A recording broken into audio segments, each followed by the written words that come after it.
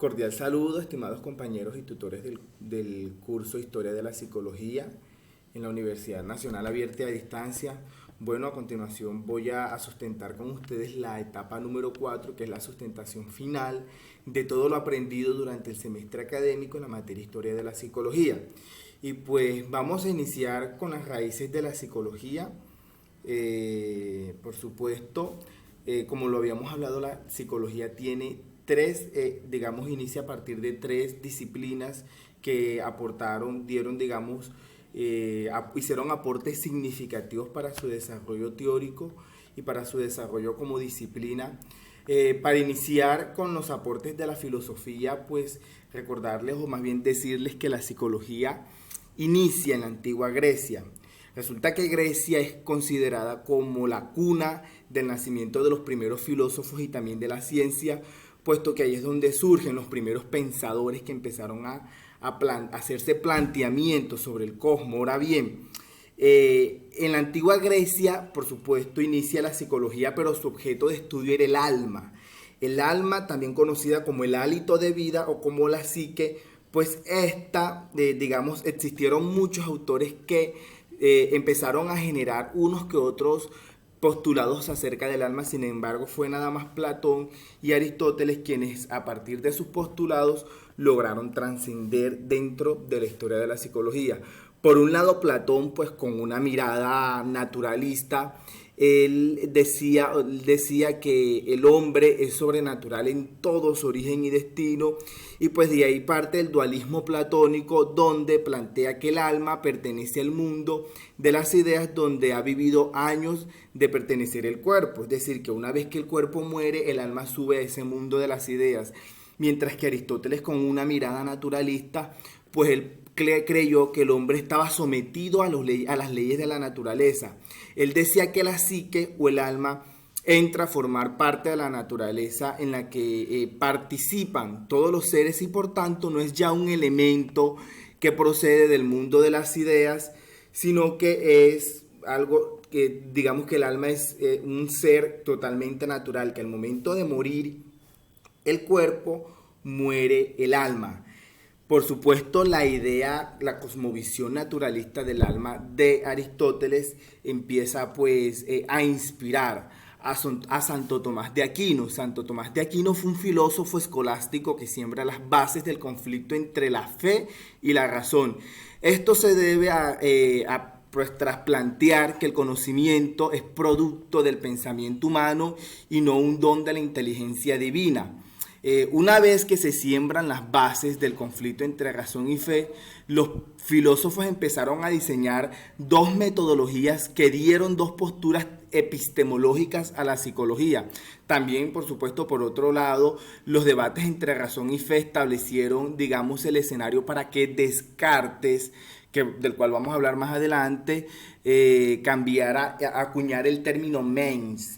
Él hablaba acerca de la mente inconsciente, término que más adelante recontextualiza Sigmund Freud tras hablar acerca de los procesos mentales inconscientes. Entonces empecemos con el racionalismo. El racionalismo acentuaría el papel de la razón, acentuaría el papel de la razón mediante las verdades innatas, indiscutibles dentro de la mente humana. Por supuesto, Descartes tenía una visión muy interaccionista y pues él creía que el cuerpo y la mente son separables e interaccionan entre sí.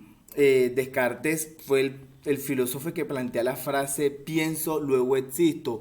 Y más adelante el empirismo, las ideas del empirismo plantean que la única fuente de conocimiento es la observación de los fenómenos naturales.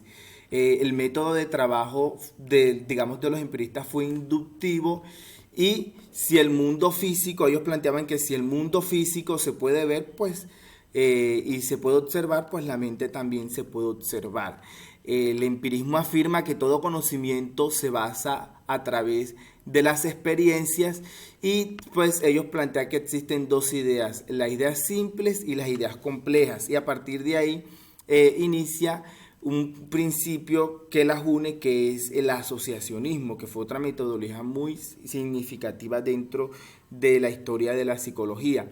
Entonces, dentro del asociacionismo estuvo John Locke, que él creía que Locke, digamos, crearía el término en su libro Ensayo sobre, déjenme recordar, Ensayo sobre el entendimiento humano, acuñando el concepto asociacionismo mental. Digamos, mismo concepto que sirvió de base para que Hurley y otros filósofos ingleses como James Mill, John Stuart Mill, Alexander Brain, entre otros, también Herbert Spencer, empezarán a plantear el fenómeno asociativo, el cual se convierte en el eje principal de la explicación de la mente humana. Por otro lado está también la mecánica mental de James Mill y la química mental de John Stuart. Entonces ahora sí, bueno, ya planteamos un poco sobre, de manera resumida, sobre los aportes de la filosofía. Ahora bien, vamos a empezar a plantear sobre los aportes de la fisiología, ¿vale? Entonces, los aportes de la fisiología fueron muy representativos a la hora del establecimiento de la psicología como ciencia. La fisiología aportó demasiado, pero no siempre fue así. Digamos que fue un proceso donde algunos teóricos empezaron a hablar y empezaron a hacer unos que otros aportes y teorías. Entre esas está la frenología de Franz Joseph Gall. Digamos que fue una disciplina pseudopsicológica y pseudofisiológica, y esta disciplina trató de establecer que el cerebro era el órgano de la mente, y pues él planteaba que existían varios poderes que se ubicaban, y habilidades que se ubicaban en distintas partes y estructuras de la mente.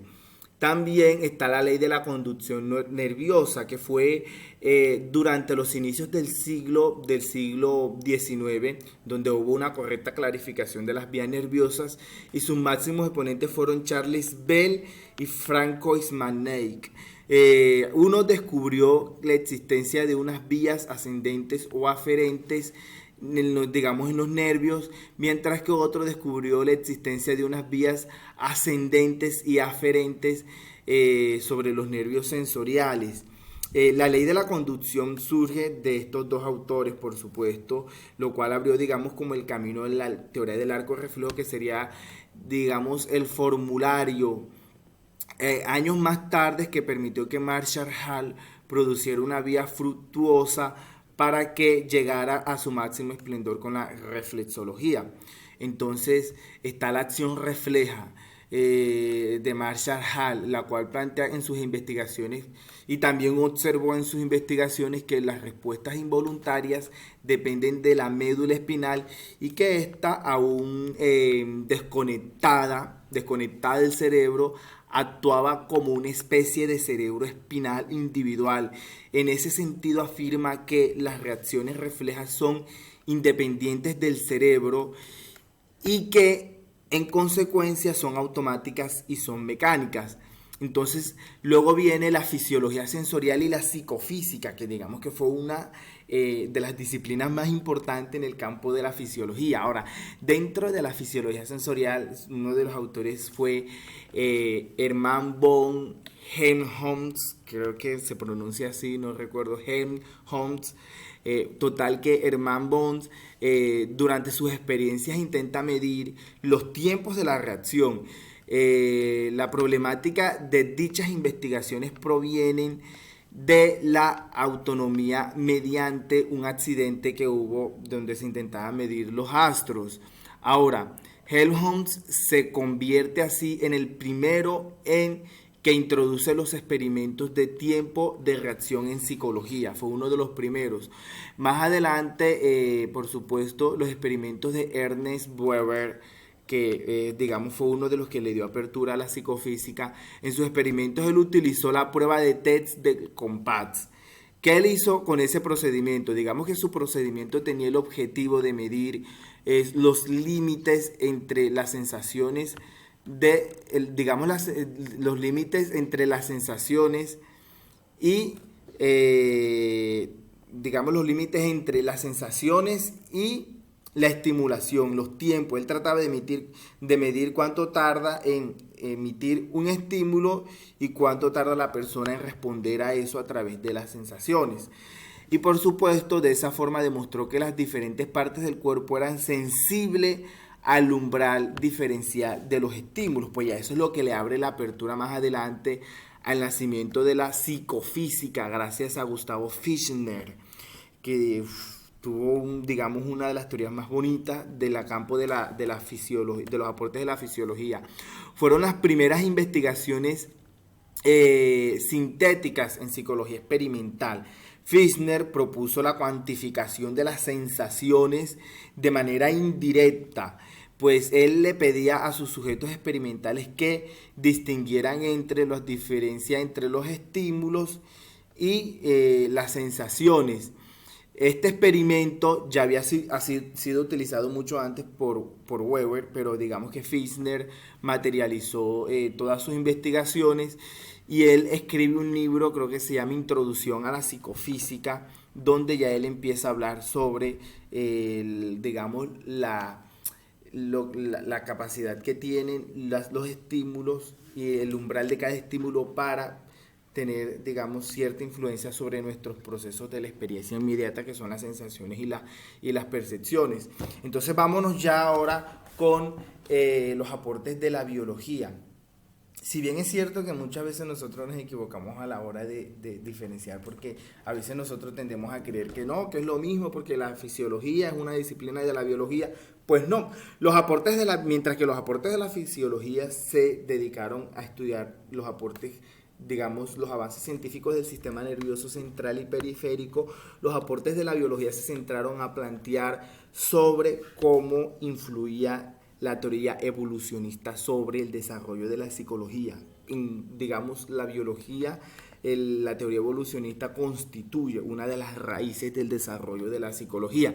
Entonces empecemos con Herbert Spencer. Herbert Spencer, por supuesto, fue uno de los primeros teóricos evolucionistas. Él planteó una teoría evolucionista muy antropológica, porque él decía que en la medida en que evolucionan, que decía que las sociedades evolucionaban en la medida en que evolucionaban los organismos. Entonces, dentro de su teoría, él plantea que la mente solo se puede medir en la medida en que ésta va evolucionando. Pues de ahí, a partir de ahí, él plantea la teoría sobre la supervivencia del más apto, plantea él. Ahora, la teoría de Herbert Spencer tuvo una fuerte influencia sobre la teoría de Darwin.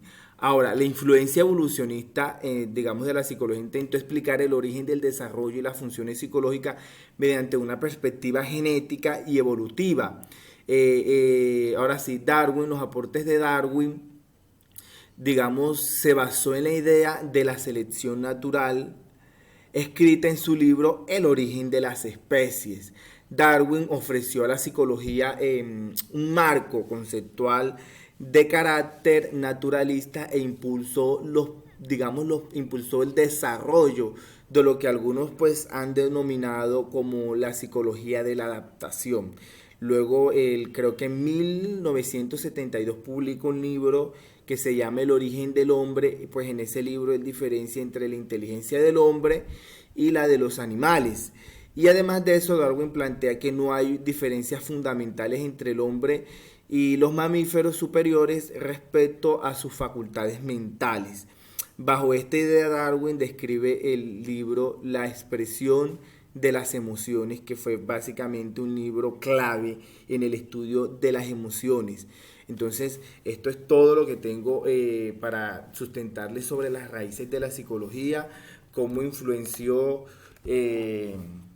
qué influencia tuvieron los primeros filósofos, los primeros fisiólogos y los primeros biólogos como Herbert Spencer y Darwin. Ahora sí, vamos a hablar acerca de la psicología y de su establecimiento como ciencia.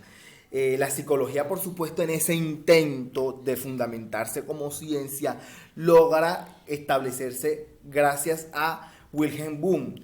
En el siglo XIX, creo que fue, sí, no, pero sí, en el siglo XIX.